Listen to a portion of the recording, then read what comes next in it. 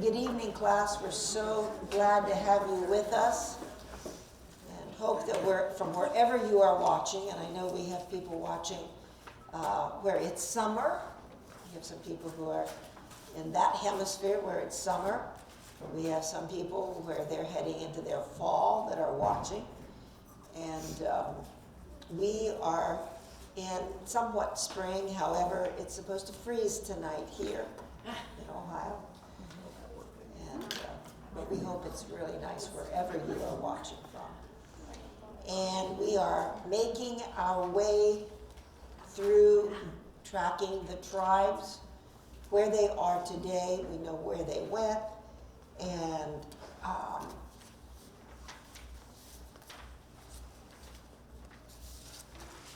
you can come and give those. So you can look at your map showing where the tribes went, and which is the Scythia map. We know that when the tribes were first exiled, we know that they were taken into the area between the Black Sea and the Caspian Sea. We know that some groups stayed there, some groups began, when they were allowed to migrate and leave, migrated to the east, and I will tell you now they migrated as far as Mongolia and parts of China. I'm just going to throw this out. We'll do it more on what we're doing on Sunday. But there was a group, a people group called Magog. How many have ever heard of Magog? And that people group, we know that they were in the area, obviously north of the Black Sea, but they also migrated into China. Now that really should just cause some bells to go off right now with what you're seeing happen.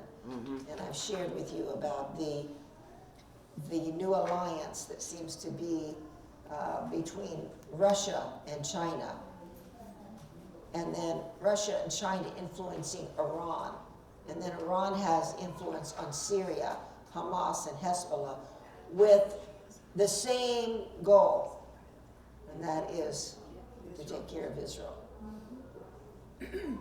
But as the t-shirt said that I wore yesterday, I've read the last chapter and God wins. But that kind of brings some things into focus, but you will know that they did migrate all the way to the east as well as the west and the north. Some to the south, and if you've ever looked at a world map of the tribes, you know some of them did indeed migrate south. But today we're going to look at the tribe of Naphtali. And we're looking at how do we trace them. One of the ways that we trace them is through names. We know that the tribe of Dan left their name almost everywhere they went, right?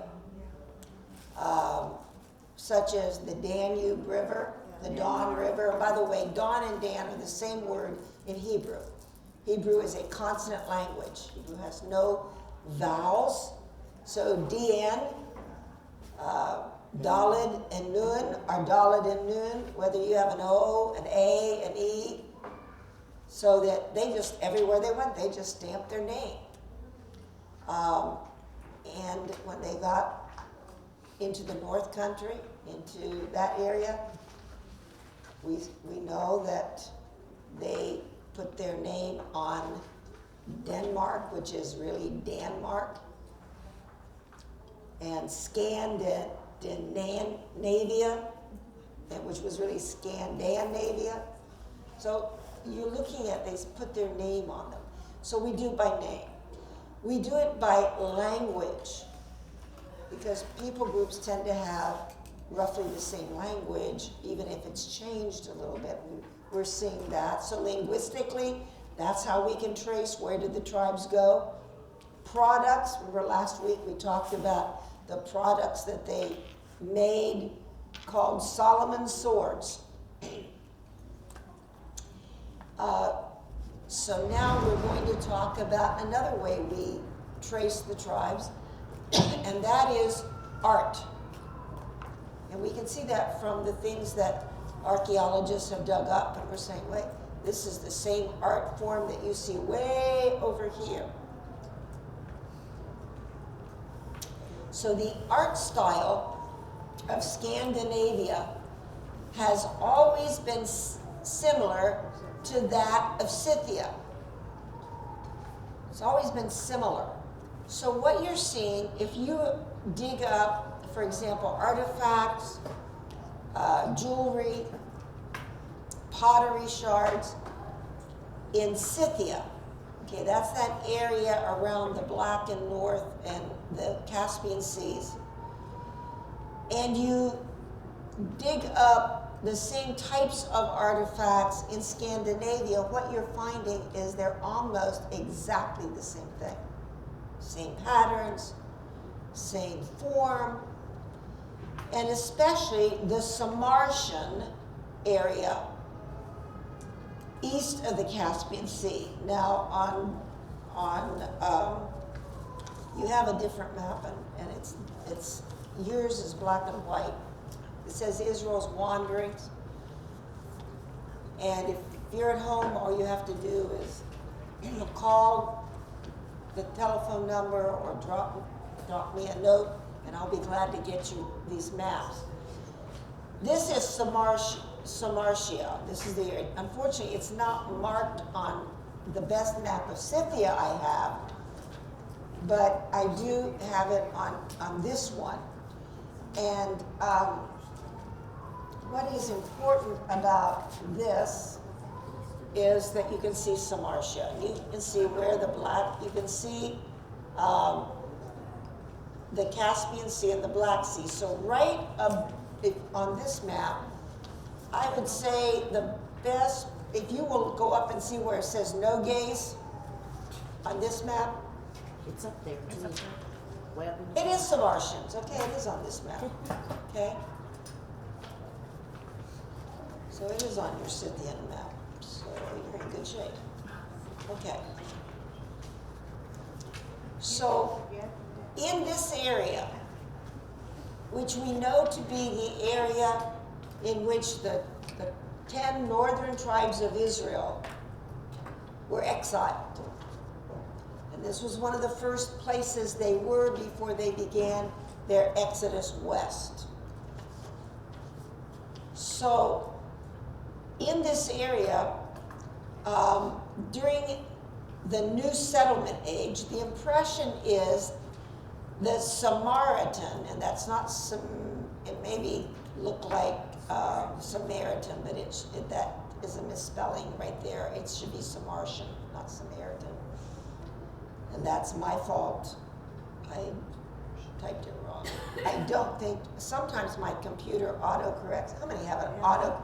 And it corrects and you don't want it corrected because you're spelling it right and they think it's something else. And that might be what happened there too, because I've had to do that before. But during this age is that the Samartian type jewelry was produced in Scandinavia as if it was a local cultural development. So what I'm saying, so once they began migrating, and you had the settlers from many tribes, but particularly the tribe of Naphtali, that settled in this area, and then they began making jewelry.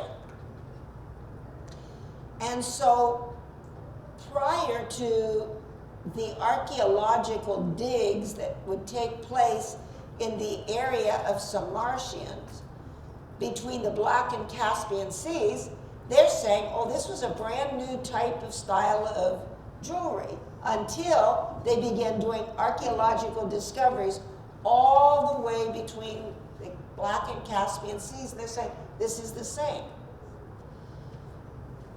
And another thing, at the same time this supposedly new style of jewelry making was going on in Scandinavia, guess what? This same style disappeared. At the same time, this style of jewelry disappeared from the Samartian areas. all of a sudden, it just stopped. Who knows why it probably stopped? They moved. The people who were making this jewelry and fashioning this jewelry in this style moved to Scandinavia. Now, the Sarmatian style owed its origin and dynamic development to the Sakae, S-A-K-A-E, and remember, Sakae is a derivative of whose name? Isaac. And we go back to the scripture in Genesis where God tells Abraham, it says, through Isaac shall your descendants be named. So that's a clue we get from the Bible as we begin tracing these people. When we see derivatives of the name of Isaac, then what's that? That causes bells to go off. Blinking lights saying, oh, look here, look here. This goes all the way back to Genesis where God said to Abraham, through Isaac your descendants will be named. So, now these Sakae had a different name. They were called Yuchi-Goti. Yuchi-Goti. Of whom the Naphtalites, Naphtalites, they were a part of the Yuchi-Goti. So we find through the art, we find this art form moving, okay? Now the population growth was continuous, and by the 700s, we know that now we've got almost, well, a little over 1,000 years when you get to the 700s. Because we know that Assyria came down, took the 10 northern tribes of Israel plus a smattering. Remember we said they also had previously taken some out of Judah, some out of Benjamin, that they took of the Yehudahites and took them as well.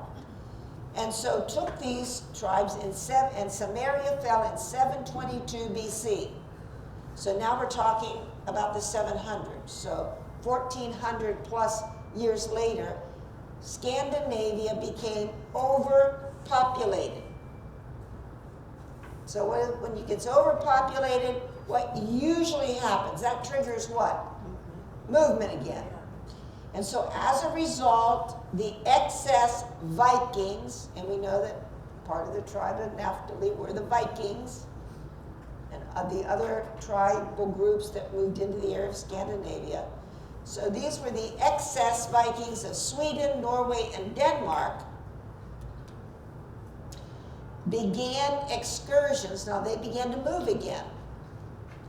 And that led to settlement in Ireland.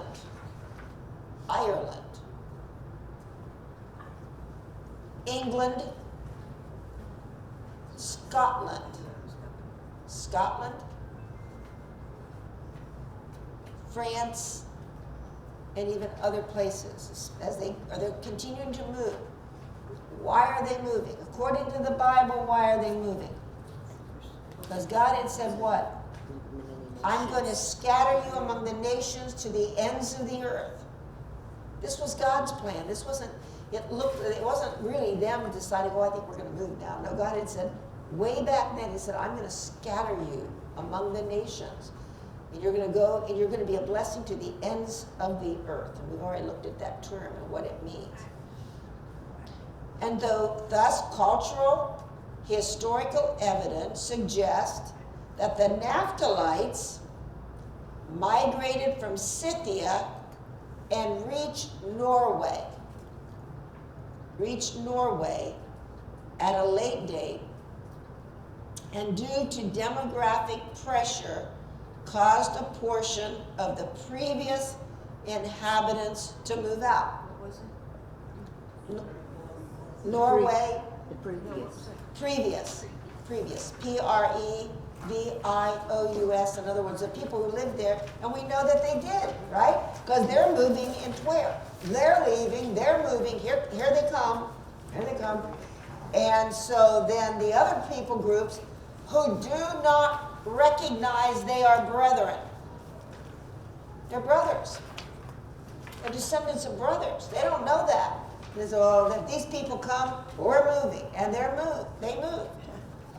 They moved to Ireland, England, Scotland, France, and further.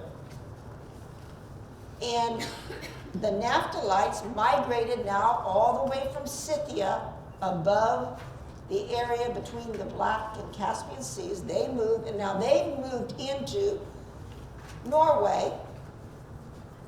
And while I'm on this, I want to make a correction from last week, because I got my countries confused because I was talking off the top of my head. You should never do that. You get into big trouble. So now I'm going to the king who, once the Nazis invaded his country, the next morning he appeared on the balcony of the palace wearing a yellow Star of David and announced to the nation that everyone should do that so that they couldn't tell who was and who wasn't a Jew to herd them off, was the king of Denmark. The king of Norway did something that was even just as awesome. The king of Norway used children riding on snow sleds, and I don't know if you have anyone know what happened with that. Norway had wealth, and every country that the Reich went into, the German troops went into in World War II, they did what? They wanted all the wealth, right? They confiscated all the wealth. Well, Norway determined they weren't going to get their wealth, and they had many, many, many bars of gold. That was the wealth. We used to be on the gold standard a long time ago. And what they did, they took children, and the children would put these gold bars on their sleds, and they'd go sled riding down the mountains to a place where they were hiding all of the gold of Norway to keep it from the Nazis. And while they were riding their sleds, carrying out the wealth of the nation of Norway to a hiding place, the Nazi soldiers were just laughing and looking at the children riding their sleds. It's a fascinating story. There have been a couple books that were actually written about it. So I kind of meshed them together last week. So it was Norway that spirited the wealth of their nation out on snow sleds with children.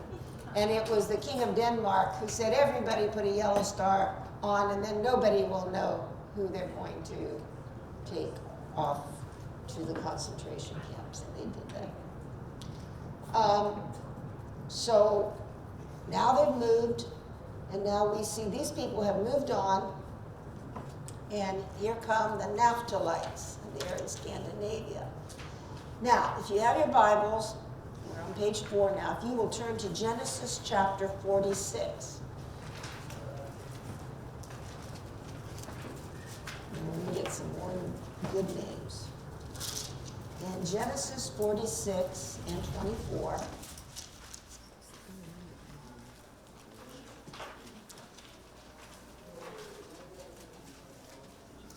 We're going to look at the names of Naphtali. The names of Naphtali were Jaziel, Guni, Jezer, and Shillam. So if you ever want a name, write in the Bible. In the Bible. Jaziel's. Now Jaziel's descendants, but now here's how you can also trace. Someone said, well, how do you know? Well, because every son then had a clan, and he has descendants. And then they keep their name, and you can find as they go through different languages and different areas, we can trace them that way. So Jaziel's descendants can be seen in the Zealand area of Denmark.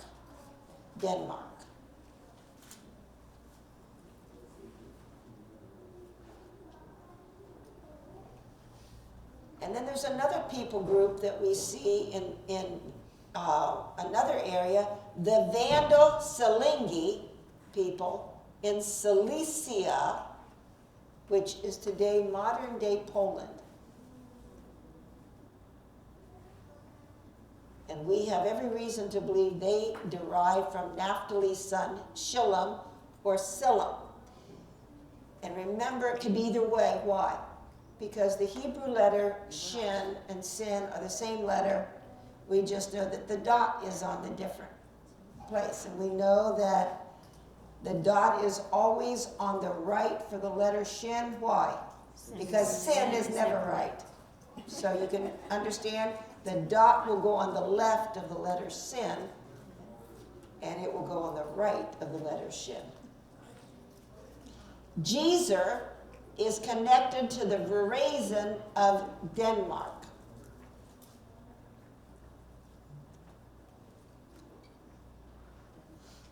And these people migrated from the Danish Isle of Fyn. So there was an island in Denmark called the Isle of Fyn, and these Verazians migrated to Britain.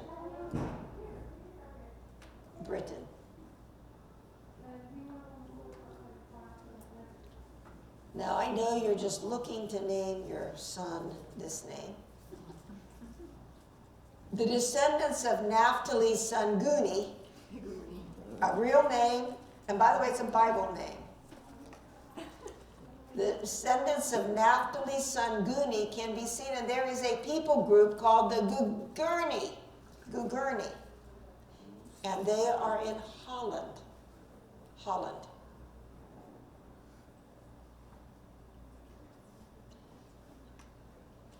Also, a descendant of Naphtali's son Guni are the Egan of Denmark. One of the reasons that we can see this is that often when people would migrate and they would move into a different area and language, sometimes the letters, remember way back, almost before the flood, when we started this study, talking about how the names go through transmutation, sometimes the letters will flip. In other words, instead of it being Gian or Guni, it would be Egan, Igu.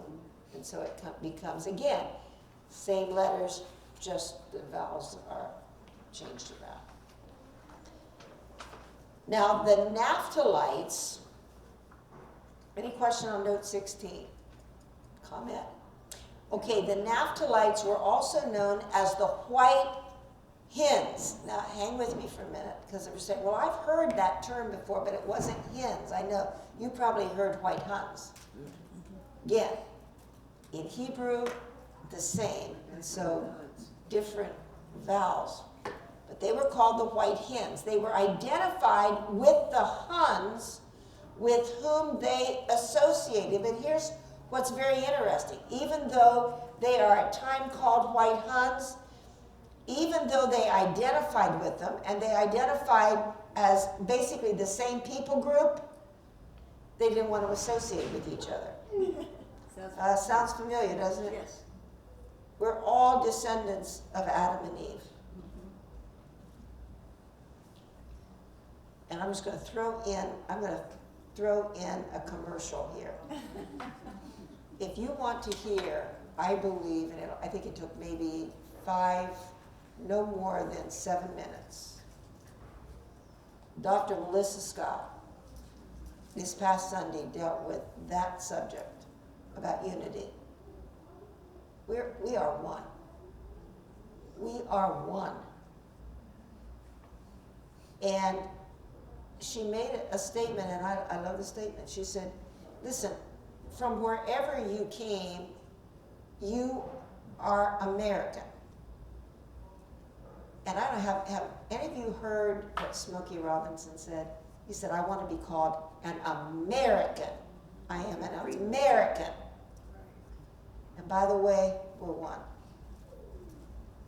And I don't know of anybody who has anyone done their DNA and they've come back 100% something? No. No. How many have done your DNA and I'm asking you at home too, if you've had your DNA done, how many, when it came back, you were a little bit, whoa, I didn't know that. I didn't know that. Yeah, very much so. But guess what? We all are the sons and daughters of Adam. And by the way, I'm going to say that. They'll probably blank me out. They've done it before. You're either a son or a daughter of Adam and Eve.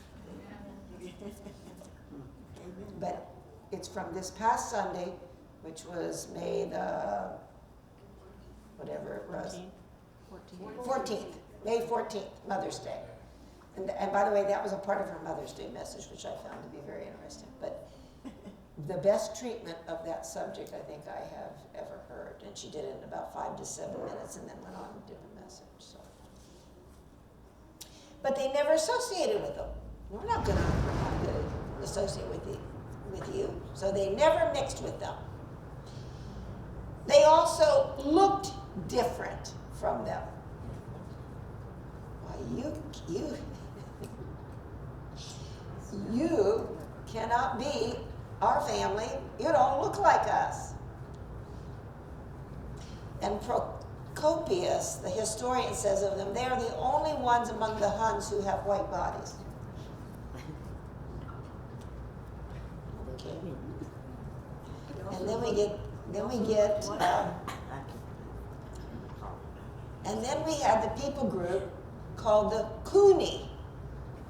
And that's considered another form of the name Hun, okay, but maybe more pertinent to the Naphtalites, okay, so even though they maybe, this people group may be considered a part of the Huns, they're more pertinent to the Naphtalites, and they derive from Guni, G-U-N-I, son of Naphtali. And you can kind of see that, Guni, as the names change.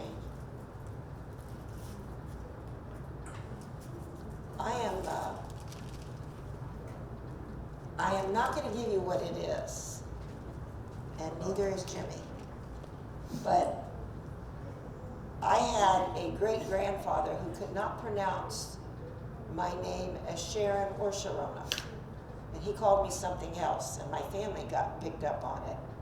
And then I had a precious aunt who added Muffet to the end of it, and I was called that until I went to school. But it was because he couldn't say it, and he just added something to it. So do you understand? As these people groups would travel, and they would have a name. What is your name? We're the Guni. But we came from Guni, and that's what our family name is, Guni. And they come into a people group who don't speak that language, and they're going to come as close as they can. Oh, Kuni. And that begins to be what? Stamped on that people. And we can see that as they migrate. All goes back to Guni. Now, as we look at the symbols of the tribes, in Genesis 49:21, 49:21,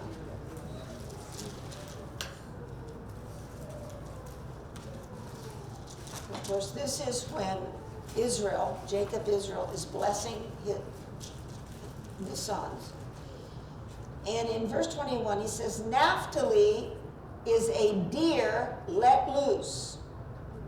He uses beautiful words. This becomes very important when we begin to see certain tribal characteristics in the tribe of Naphtali. So the female deer is a symbol for the tribe of Naphtali, according to the Bible. And female deer is called a hind, and it was distinguished by its quickness of movement and speed. And if you've ever seen deer, they move quickly, very quickly. Quickness of what? movement, is distinguished by its quickness of movement, M-O-V-E-M-E-N-T, and speed. And a female deer can do that, deer. Now, believe it or not, the female deer is faster than the male one. Of course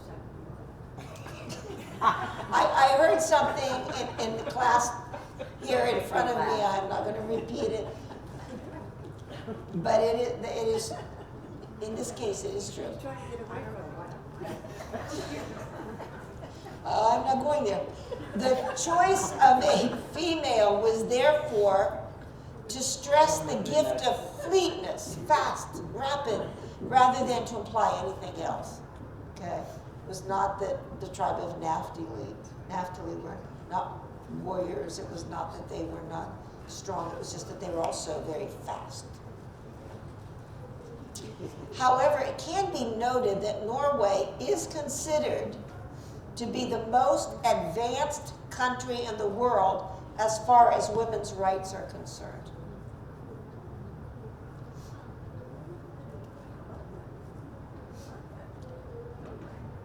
And Norway is part of Scandinavia, of course. That area is called Scandinavia. And the deer is a popular symbol in Scandinavia. However, currently, in 2023, the national animal of Norway is the elk. That is their national symbol.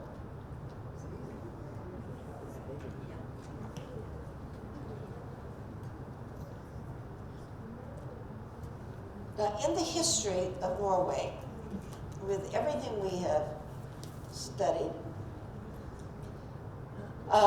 Jewish people were forbidden to settle in Norway until 1851.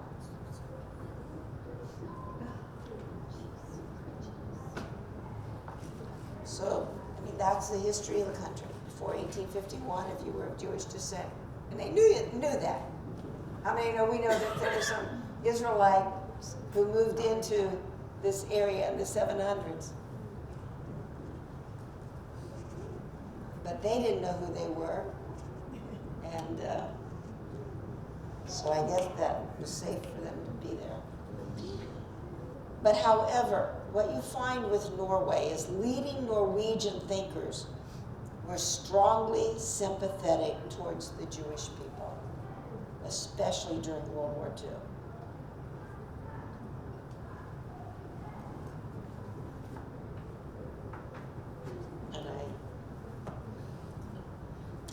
Now, Norway is a country that has one of the highest standards of living in the entire world.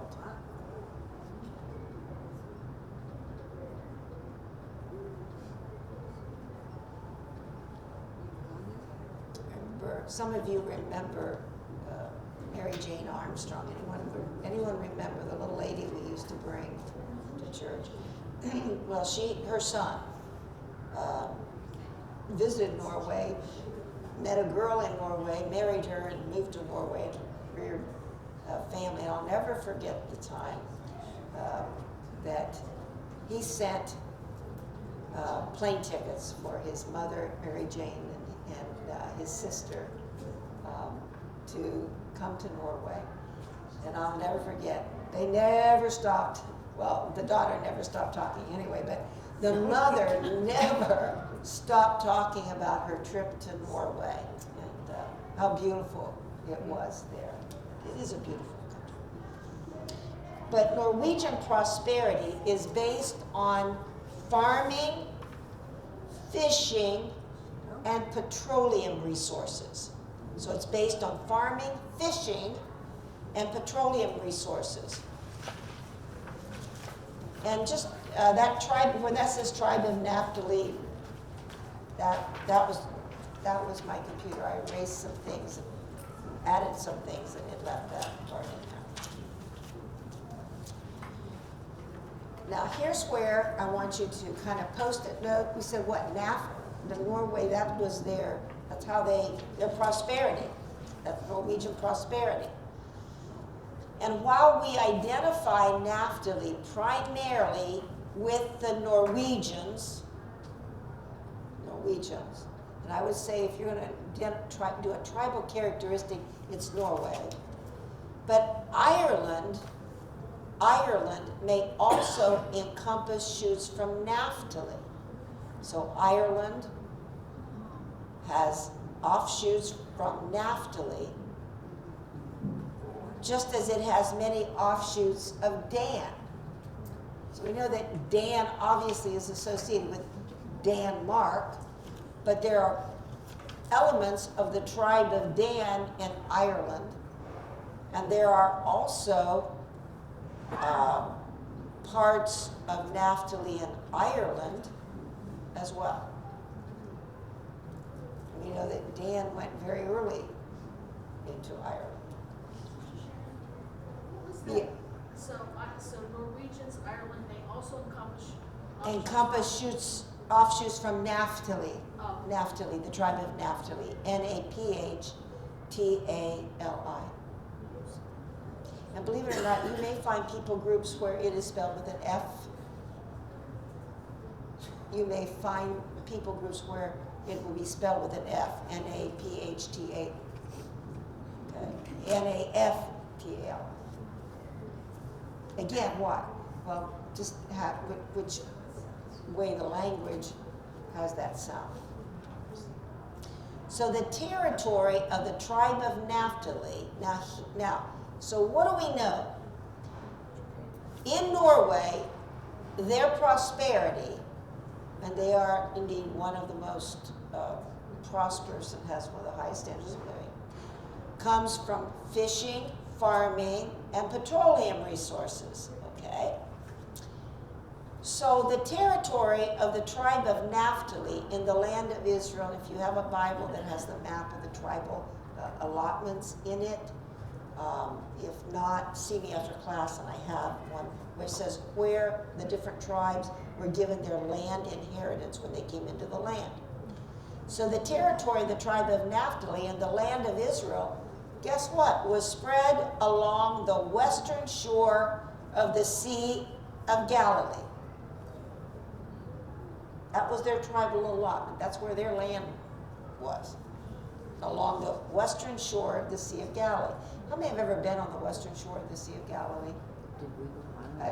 Yes. Yeah, If you've ever been to Israel, trust me, you were on the western shore of the Sea of Galilee. I didn't. Okay. Yes. You have, by the way, if you've gone with me, you've been on the western shore, the northern shore, the eastern shore, and the southern shore. Malgan is on the southern shore. Some of you have stayed at Malgan. Some of you have not stayed at Malgan. Some of you have stayed at a hotel in Tiberias. You were on the western shore of the Sea of Galilee. If you have ever been to the Mount of Beatitudes, you were on the northern shore of the Sea of Galilee. If you went to me when we went to the area of Kursi, where the demoniacs of Gadarene were, you were on the eastern shore. Yes, you were. Yes, you were on the eastern shore of the Sea of Galilee. So some of you have been all over the Sea of Galilee. Now, guess what they did when they were back in Israel? They engaged in farming and small-scale fishing. So here they are, descendants, living in Norway, doing what? What their ancestors did all the way back in Israel. Now, a group from the tribe of Naphtali were to be found at some point southwest of the Caspian Sea. So some part west of the Caspian Sea, they were found. And prior to this, they had been east of Scythia. They had been east of Scythia, so they were here, and then they ended up coming west of the Caspian Sea. And the tribe of Naphtali had been recorded southwest of the Caspian Sea from 200 to 100 BC. And while some moved north, and we know they had to move north because they ended up in Scandinavia, a few went south. Remember I said, God said he was going to scatter them.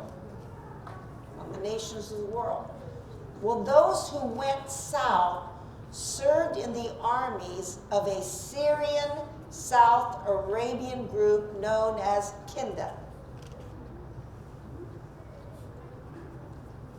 Later, they joined the Himyarite monarchs of Yemen, Y-E-M-E-N, around 400 to 500 AD. I remember. Later, they joined the Himyarite monarchs of Yemen, Y-E-M-E-N, and that was around 400 to 500 AD.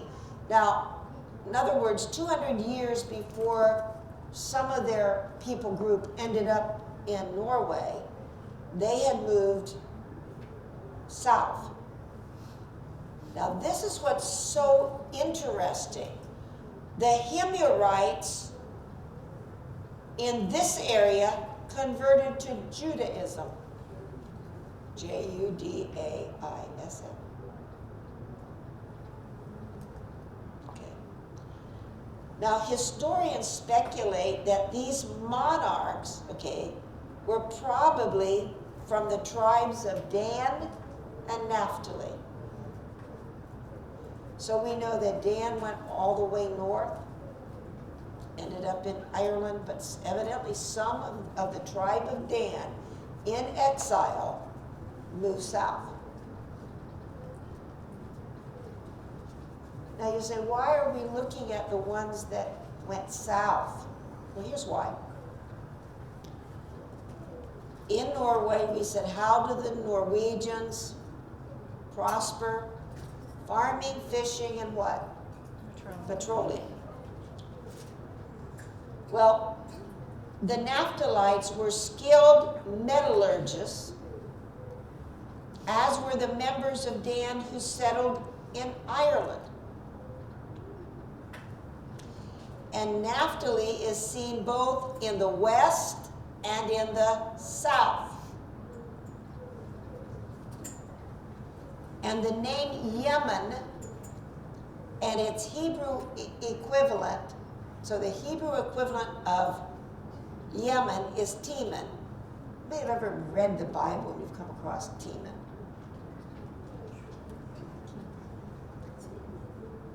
Well, the name Yemen and its Hebrew equivalent both mean south.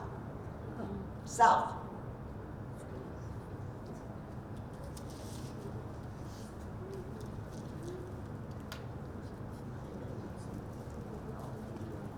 And this is a fulfillment of the blessing of Moses to Naphtali. I need to correct the reference, and that's a typo. It should be Deuteronomy 33, 23. Deuteronomy 33, 23.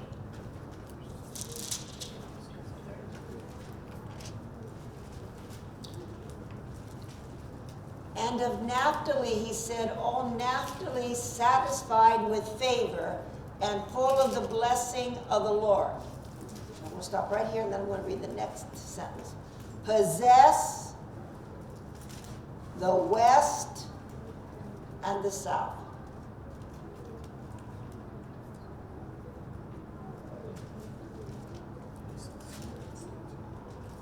And I will tell you, they have done that. The women of the Jews of Yemen, okay, who are also partly from Naphtali, are also often, now remember we said about the Naphtalites as they went into Norway. They're the number one nation in the world for women's rights. Well, guess what? The women of the Jews of Yemen, who are also partly from Naphtali, are also often unusually independent and assertive.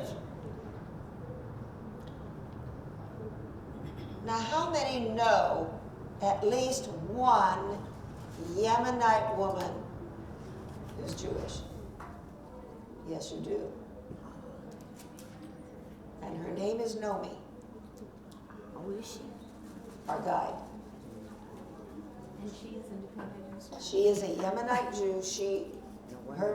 Her parents came from Yemen, in one of those airlifts that brought them to Israel. And she told a story, and I want to share about her grandfather. How many remember the story about her grandfather? Her grandfather had never seen an automobile when they came from Yemen. And so he was fascinated. He would, when they brought him to Israel, he would just sit along the highway to watch the automobiles go by. And when he passed away, they buried him on that cemetery as you're going up the hill going into Jerusalem. And they said they wanted to bury him where the cars were going by all the time, because he was just so fascinated and never seen a car. And I won't tell you that how independent and assertive she is, because she is. Okay, let's look at, trying to keep my time schedule here. Genesis 17:6. They are seeing that the Bible is a very, very smart book, right? It tells us things, and here we are. Think about this. We're sitting in 2023 and can tell that what this word says is true. I don't know about you, but I love the Word of God. Love the Word of God.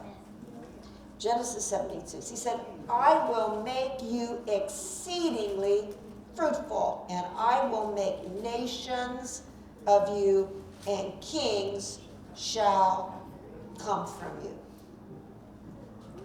And we would call kings, queens today, what would we call them? We call them monarchies. Of the nations to which the tribes of Israel have migrated over time,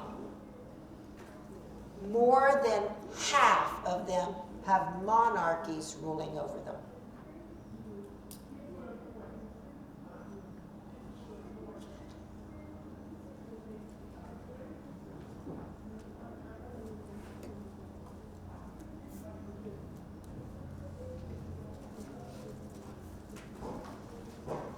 Now, I want us to look at the peoples of Naphtali, because that becomes very important. Again,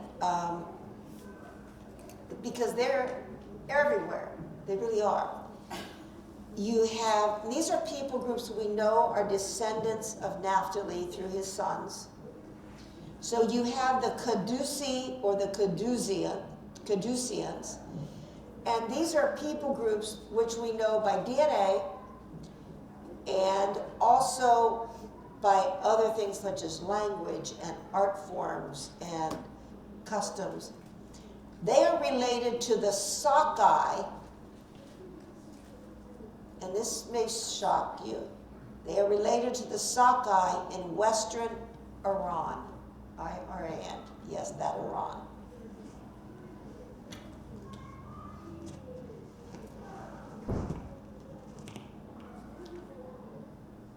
And then they were later found in the north. Well, why does that make sense? Why does the fact that you have a people group from the tribe of Naphtali related to the Sakai in western Iran, but then these same people with same DNA are found in the north? Well, in the exile, they were placed where? They were placed in that area, okay, in western, what is today western Iran, right? And then what did they do? They began to migrate. So the name Cadusi derives from Kadesh, K-A-D-E-S, Naphtali.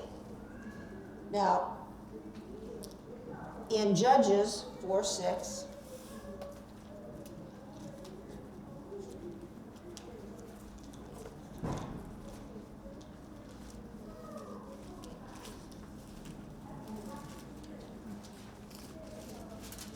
there were different Kadeshes in the Bible.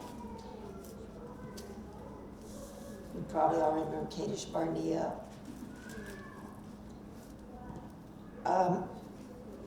In Judges 4:6, then, and this is speaking of Deborah, Then she sent and called for Barak, the son of, this should be familiar for some of you from Saturday. Then she sent and called for Barak, the son of Abinoam, from Kadesh in Naphtali, or it was actually called Kadesh Naphtali. In other words, this is Kadesh, but this Kadesh is located in the tribal allotment of Naphtali. And you will see this often in the Bible. For example, when there were 3 Bethlehems in the area of Judea. There was one in the Galilee, and then we know the one in the Judah, the tribal allotment for Judah, and then there was one more in the west. And so to make certain that people could not confuse them, it would say Bethlehem this, Bethlehem. And remember, when they were looking to where the king of the Jews was going to be born, remember when the wise men came and were questioning King Herod, and they got all the people, look in the book. Michael says, Bethlehem, just any Bethlehem, not just general Bethlehem, Bethlehem Ephrata, okay? So that's what they would do. They would say, well, this Kadesh is in Naphtali, okay? So she is calling for Barak, the son of Abinoam, from Kadesh and Naphtali. So she called him. We know the story. He came, and Deborah said, has not God said, and begins to minister to him. So these people, the Caducean, the Cadusians, they come from Kadesh Naphtali. Now, the Caducean were also known as Gali. Gali. So if you're doing research on your own to do the tribes, same people group, also known as Gali.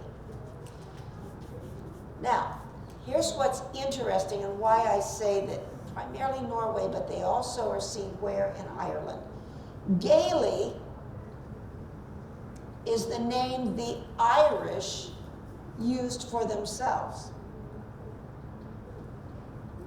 How many have ever heard of Gaelic? Yeah. By the way, that is the language in Ireland.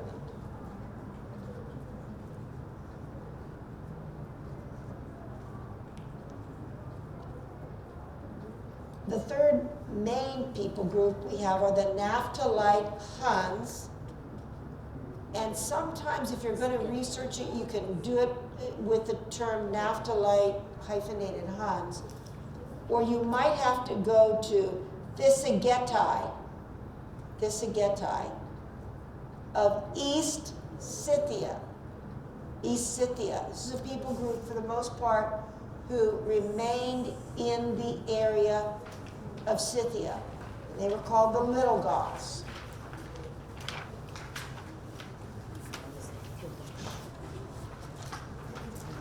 Now, here I'm going to have to,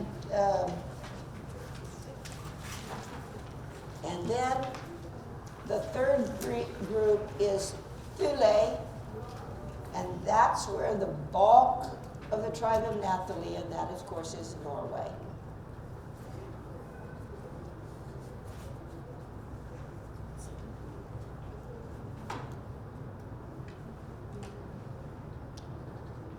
Now, the clans of Naphtali, because remember, there are people groups that obviously branched off from Naphtali. And then each of the sons now set clans. So there would be a whole lineage coming from Jaziel, right? So there's a whole, you've got a son, and then he's going to have descendants, you're going to have descendants, you're going to have descendants. And they're going to be generation after generation after generation, separate from the generations of another son. So now we're going to look at they're still Naphtali. So we have Jaziel, and they equal the people in Zeeland of Holland, the Zeeland area of Holland.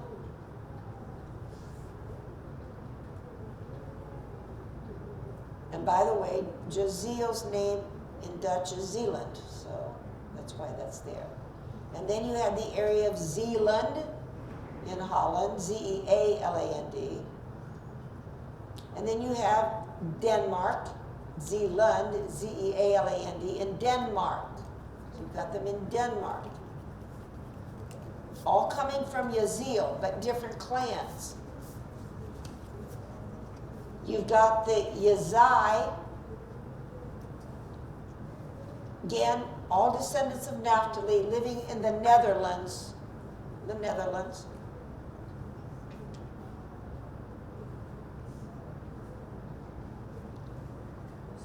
Okay, so those are all the clans of Jazeel.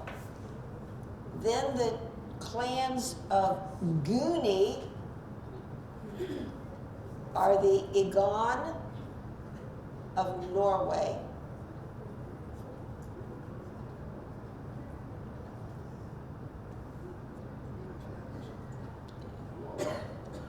The Gugurni in Holland.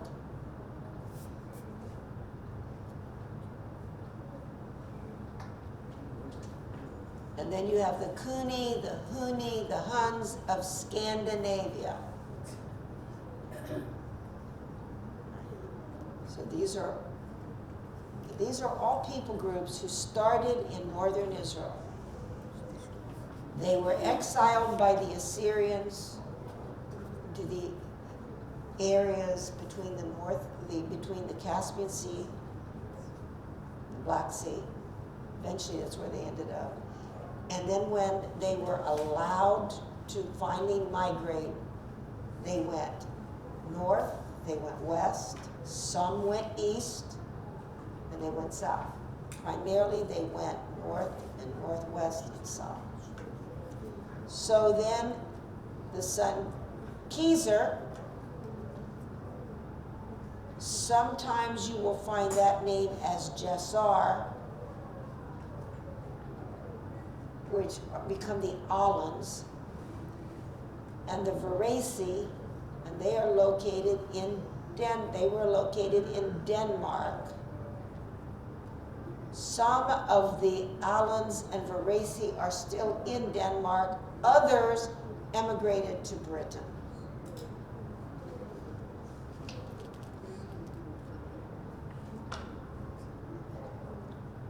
And then from the son of Shilom, you have the Salingai among the Vandals. And by the way, these were not Vandals who went around doing what we call vandalism. That was the title. I really think where that came from is they were warriors,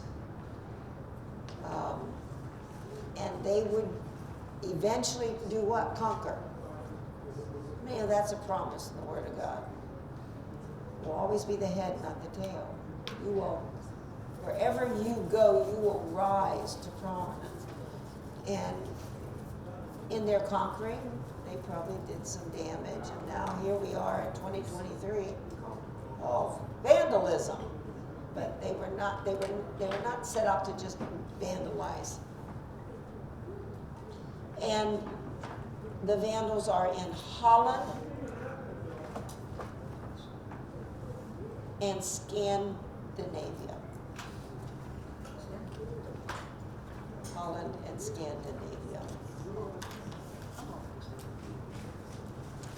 So what I want you to see is that the tribes, we're seeing it so much.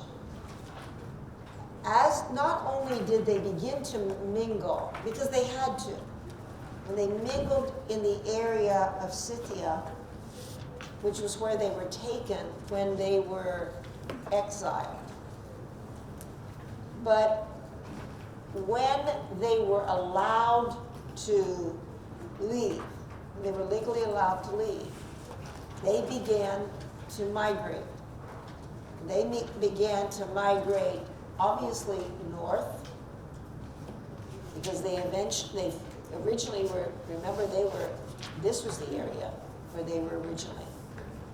In the area of Assyria, Persia, and they began to then migrate further east. Some of them obviously started to migrate west, and they then began to migrate west.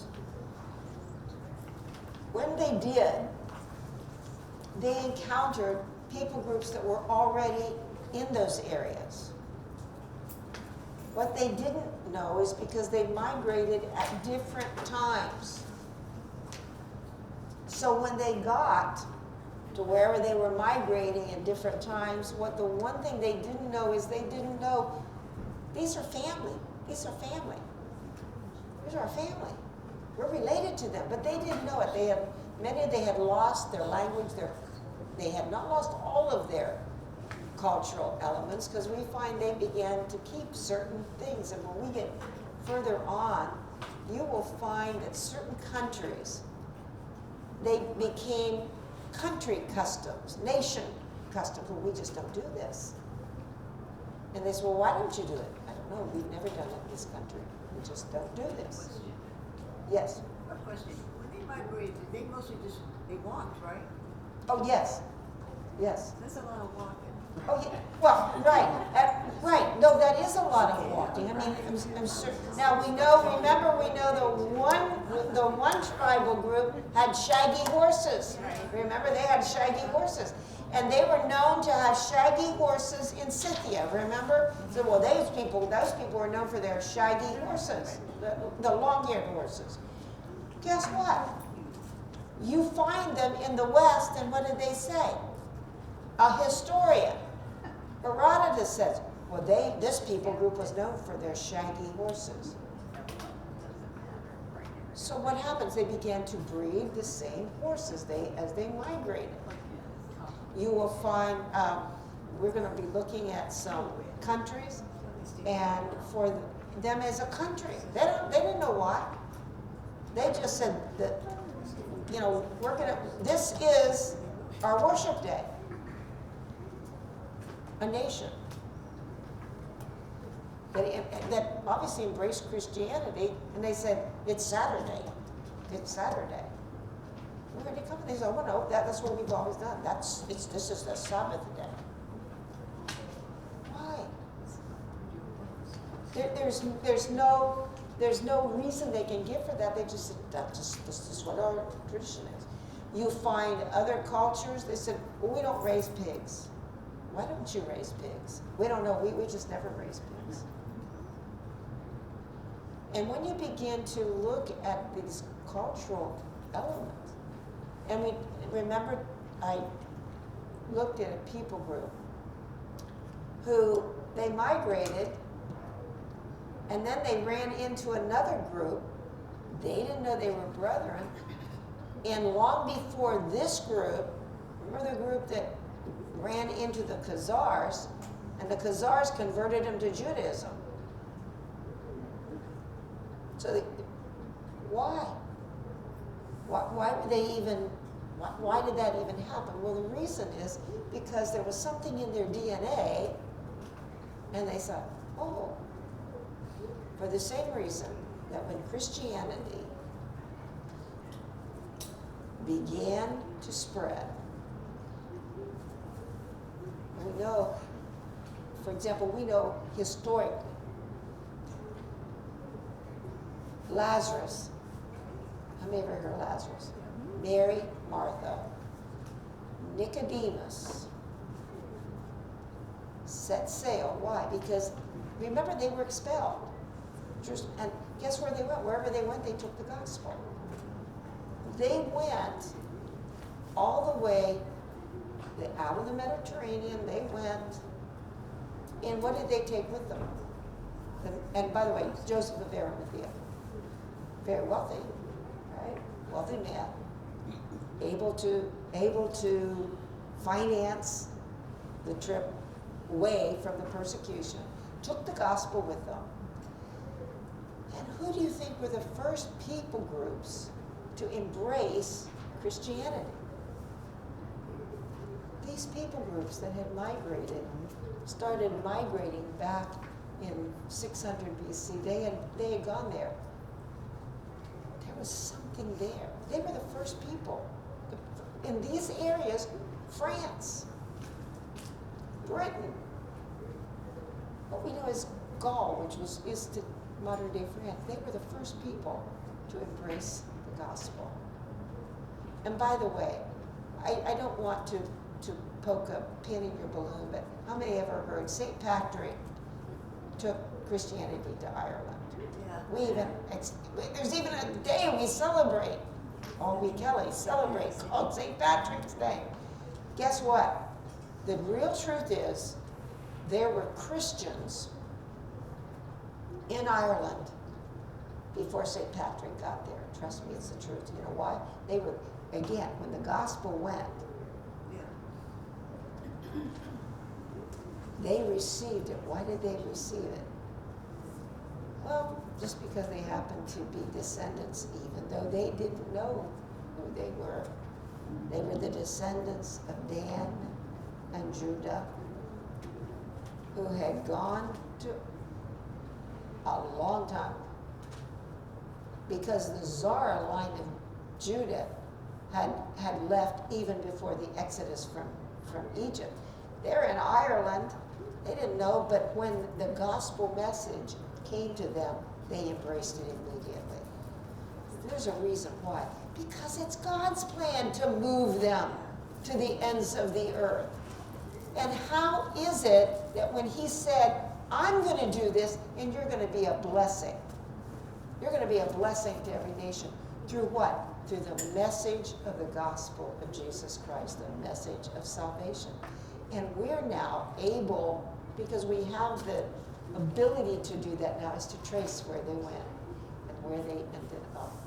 I don't know about you, but I am so excited about God's plan. And how many will acknowledge when you see this big plan, you say, I'm not going to doubt God's plan for my life anymore. If he can work his plan with these people, and I think he can't take care of my life and plan out my life, he's got a wonderful plan with us. If you're watching, I would love to know you're watching. Please call me or drop me a note and let me know that you're watching. Also, if you have questions, I would love to answer your questions, and I will answer them. When I get your question, I will answer them. I've already done a couple already that people have sent in or asked.